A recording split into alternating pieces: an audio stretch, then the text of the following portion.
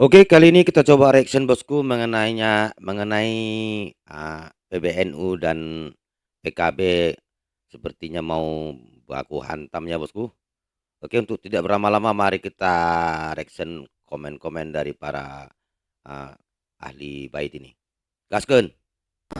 Perkenalkan, kami dari Satuan Koordinasi Banser, Ya, Satkornas Banser,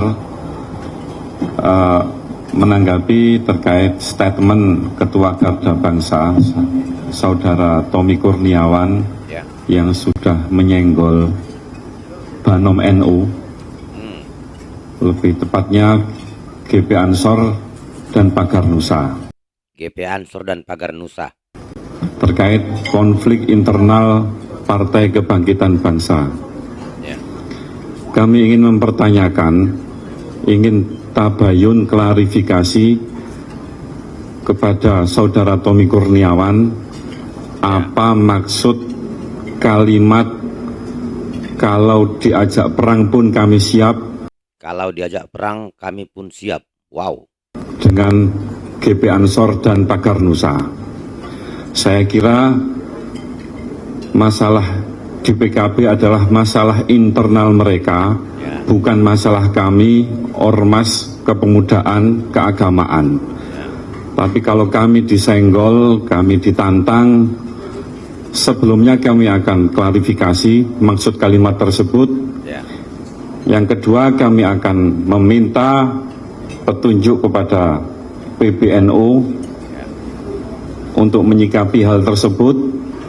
Dan yang ketiga, kami akan menginstruksikan seluruh pasukan Banser se-Nusantara untuk bergerak mengikuti komando kami. Wah, ini harus siap-siap ini mengikuti komando ya.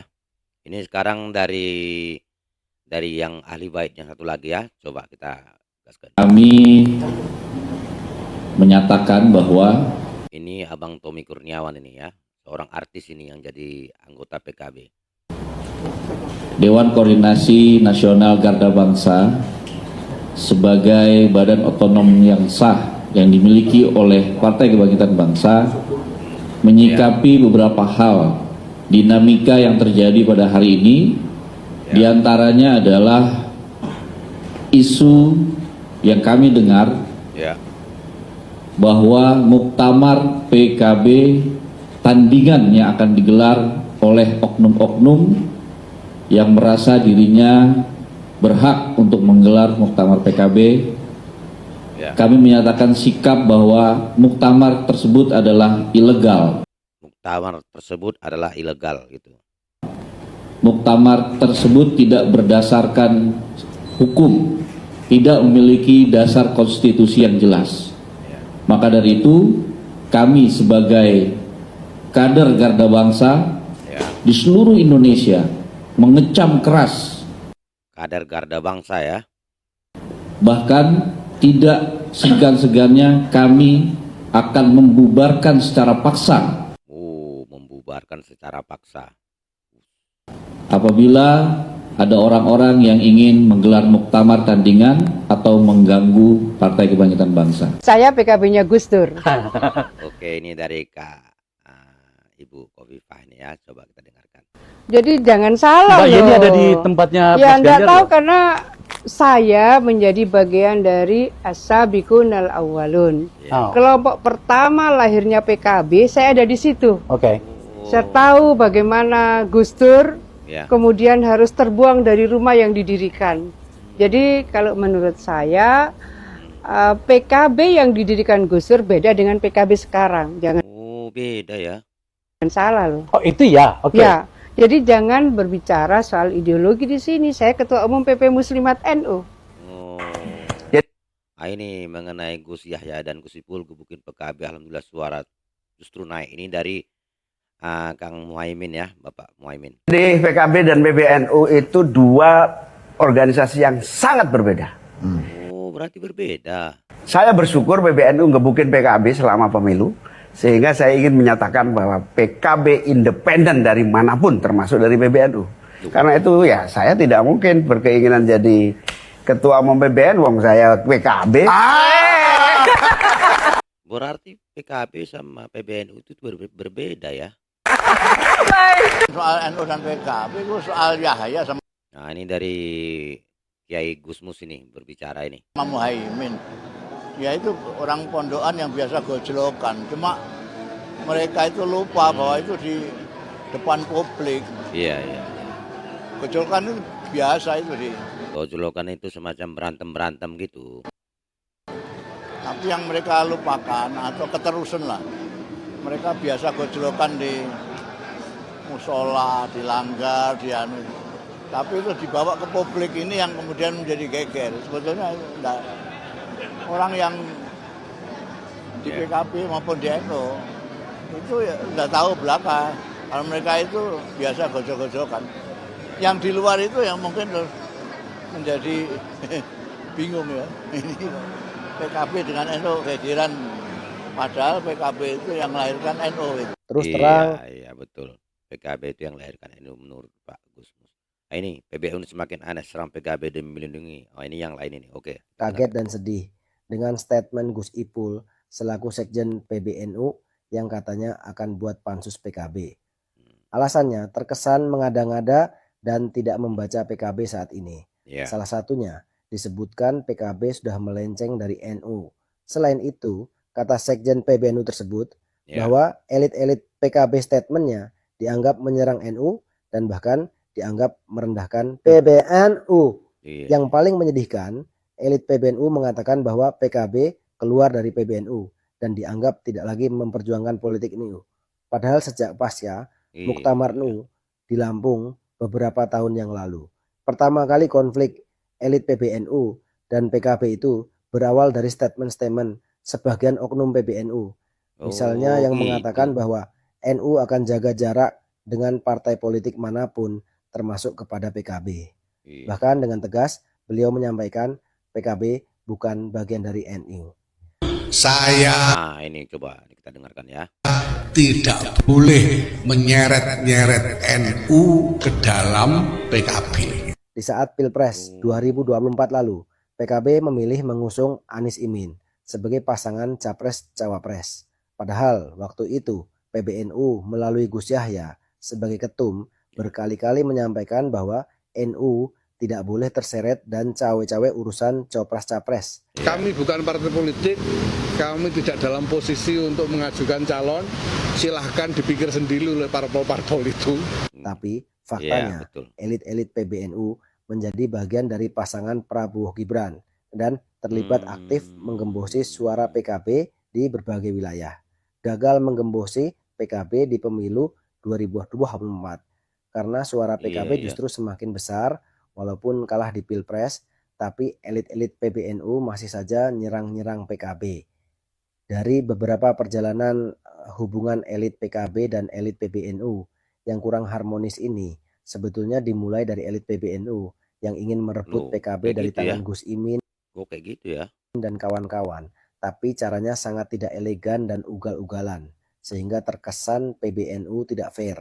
Ketika ke PKB keras, tidak mau jalan bareng, tapi ke partai lain sangat dan cukup terbuka luas. Ketika elit PKB mengikuti permainan PBNU dan tidak menjadikan NU sebagai bahan jualan politiknya, malah elit PBNU marah dan menganggap PKB sudah melenceng dari NU. Padahal inti dari segala inti polemik ini, kelompok tokoh NUYG kebetulan ada di PBNU hanya ingin merebut dan menguasai PKB. Konflik PBNU dan PKB, Pak, ini kan ini langsung kita dengarkan ya dari Bapak Wakil Presiden kita ya, Bapak Ma'ruf Amin ya. Dulu Pak Kiai kan sempat jadi salah satu tim di PBNU yang membentuk PBNU juga, Pak. Nah, ini terus hari ini sekarang sedang meruncing kira-kira. Nah, ini kira-kira untuk meredam ini gimana solusinya? Ya, saya dulu ketua tim 5 untuk PKB. Saya ketua Dewan Suro pertama PKB. Sebelum Gus Dur itu kan saya.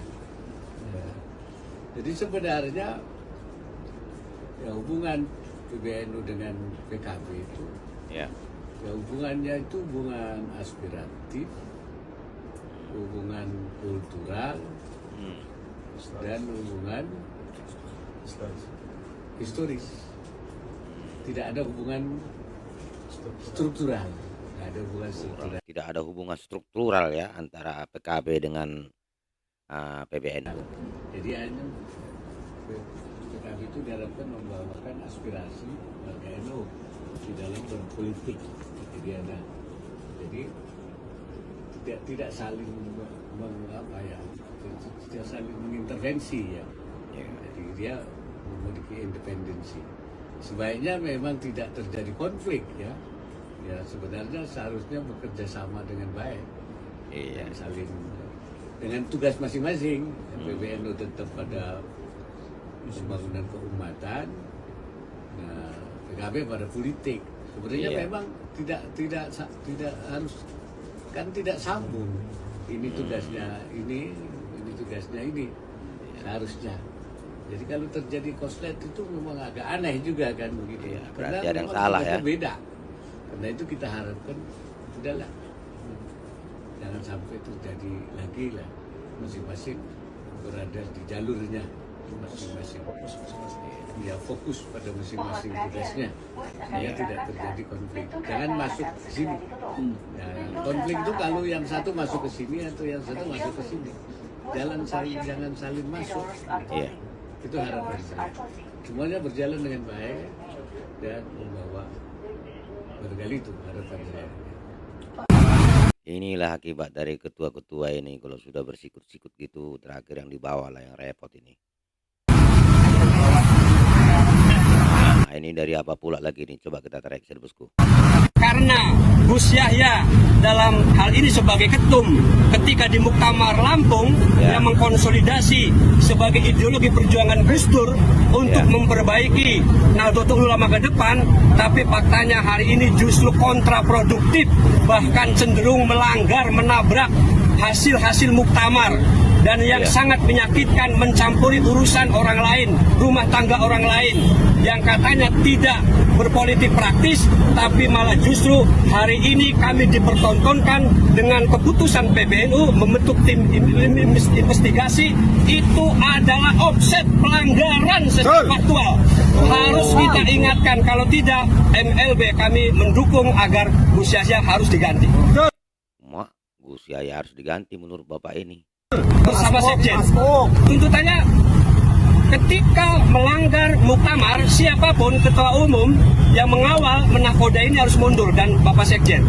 Yang kedua, kita tahu bahwa Gus Yahya ini tidak melakukan keadilan dalam konteks tidak melakukan keadilan. Kader Nahdlatul Ulama ke Israel dipecat, sementara dia sendiri tidak dipecat. Harusnya dia memberikan keteladanan, tanpa harus dipecat, harus mundur. Kalau 5 kader Nahdlatul Ulama ke Israel dipecat. Waktu ke Israel itu ya. Ya, terlepas itu patut tidak patut dalam konteks keadilan, kalau memang itu pelanggaran dengan tidak mengurangi rasa hormat, Gus Yahya juga harus mundur. Ini adalah demi keadilan dan itu cita-cita Gus Dur. Ya, Gus Dur sebagai bapak demokrasi, Gus Dur sebagai aktivis yang mengkonsolidasi gerakan perubahan wujud keadilan sosial bagi seluruh rakyat Indonesia. Itu harusnya yang dilakukan oleh Gus Yahya. Kemarin ada. Wah, itu cita-cita dari Bapak pembangunan kita, Bapak Gus Dur ya. Nah, ini dari Pak Caimin lagi nih. Oke, kita reaction. Beberapa kelintir preman pakai jaket, pakai baju PKB, merangsek mau mengganggu muktamar ini. Bukan kami yang menghadang, tapi pecalang-pecalang Bali. Dari pecalang-pecalang Bali yang menghalang. Pecalang-pecalang Bali itu keamanan masyarakat yang tidak pernah ingin ada geger-geger di Bali. Alhamdulillah diatasi dengan amat sangat cepat. Saya ingin menghimbau, kalau kalian orang baik, datanglah baik-baik tanpa harus mengirim preman untuk mengganggu kami. Harusnya memang ketua sama ketua ini gabung, kumpul, minum kopi, berbicara gitu. Jangan main-main kayak gitu ya kan. Kalau kalian orang baik, jadilah manusia yang gentle. Tunjukkan muka kalian. Kalau kalian kader NU, jangan jadi kader NU yang pengecut. Wow, pengecut. Muhaimin ini ketua umum PKB sekaligus kader NU. Perlu dicatat, Muhaimin ini adalah salah satu rois syuriah di sebuah ranting. Saya tidak akan sebut ranting mana. Kalau saya sebut khawatir dipecat. Saya ingin sampaikan, tidak ada kader NU yang sesungguhnya yang pengecut, mengirim preman. Alhamdulillah, terima kasih kepada para raja-raja puri-puri Bali yang telah membantu mengamankan proses muktamar yang konstitusional ini. Saya ingin sampaikan, PKB adalah kekuatan yang dijaga oleh konstitusi negara. Ya, PKB adalah yang dijaga konstitusi negara, yaitu resmi ya, sah ya, partai yang ada di Indonesia.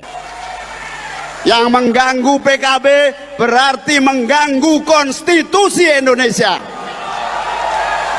Yang merusak independensi PKB berhadapan dengan institusi negara.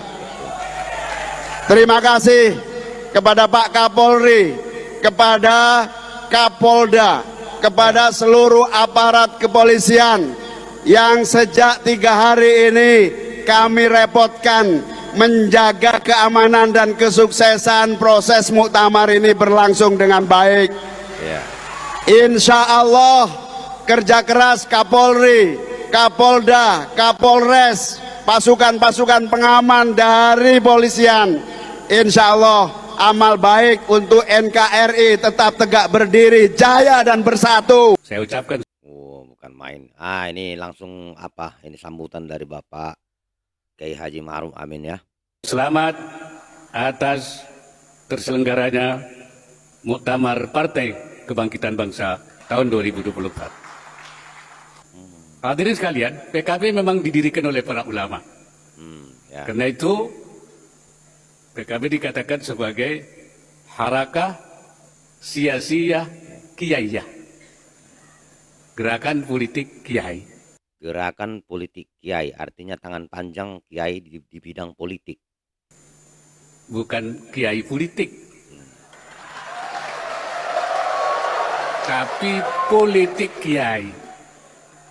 Apa bedanya? Kalau kiai politik, kiai ikut politik. Kemana saja dia manut saja. Tapi kalau politik kiai, politik ikut kiai gitu. Jadi PKB itu politiknya ikut kiai, ikut nasihat kiai, ikut petunjuk kiai. Yang kiai mana ini? Makanya dinamakan gerakan politik kiai. Harakah siyasiyah kiaiyah. Kan seharusnya kiainya kan dari PBNU. Tapi gerakan politik kiai itu bukan untuk kepentingan kiai, tapi untuk kepentingan seluruh bangsa dan negara. Saya sering menyampaikan ke kader-kader PKB yang datang ke pesantren ketika ini kita simak dari abang ini lagi ya. Curhat melihat hubungan yang kurang harmonis antara struktural NU dan PKB, saya sampaikan biarkan saja. Biarkan saja. Itu adalah bagian dinamika.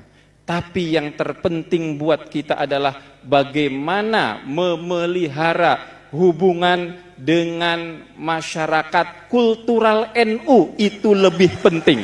Iya, tapi kalau cekcok terus semana mau bisa hati tenang kayak gitu? Ya harus damai lah, sejuk, baik-baik gitu antara NU dengan PKB. Kenapa?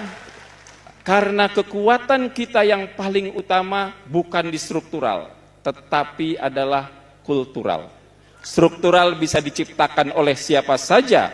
Struktural boleh ada desain, tetapi yang terpenting adalah bagaimana kultural NU tetap bersatu bersama-sama untuk memastikan kemenangan politik ahli sunnah wal jamaah. Ada yang tahu arti kultural itu? Komen di bawah ya bosku.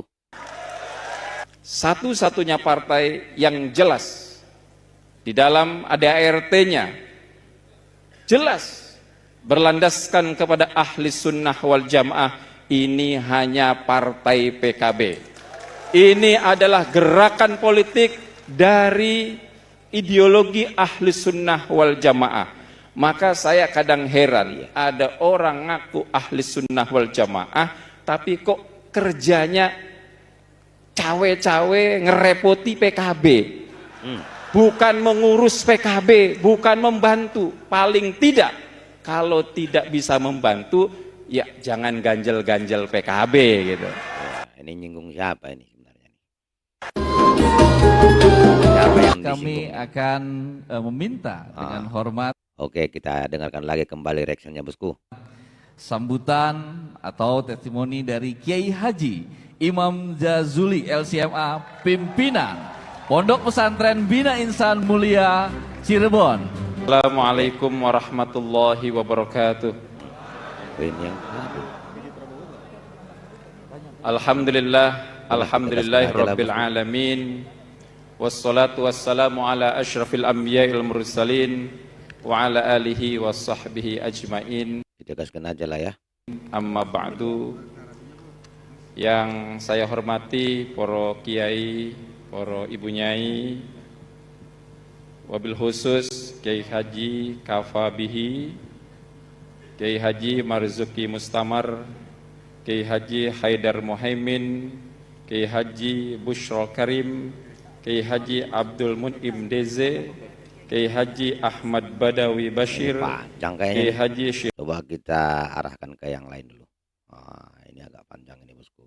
Ini kita bapak ini coba kita reaction ya. Oke. Aspirasi warga NU, karena aspirasi warga NU dalam Pilpres tahun 2024 bisa dilihat lewat TPS-TPS itu. Nah, maka itu sebagaimana PBNU seharusnya PKB juga segera mengambil langkah untuk mengakui hasil Pilpres ini. Oh, ini mengenai Pilpres. Nah, kemudian yang kita harapkan juga tidak terlalu banyak manuver. Sadarlah bahwa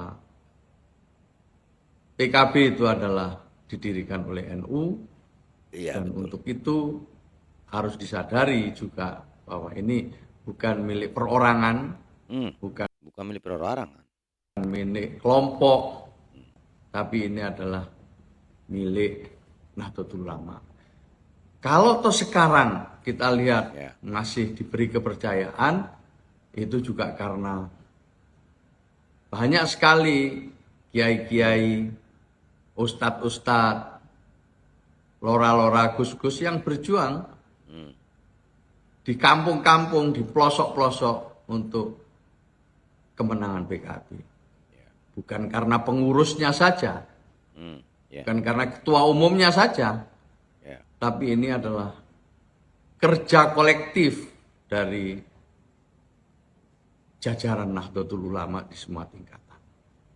Saya kira ini penting untuk disadari oleh keluarga besar PKB. Mari kembali ke pangkuan Nahdlatul Ulama. Ya, tapi sebenarnya memang kulit hati kecil PKB memang begitu. Tapi terjadi persinggungan antara sesama ketua, bagaimana pula jadinya?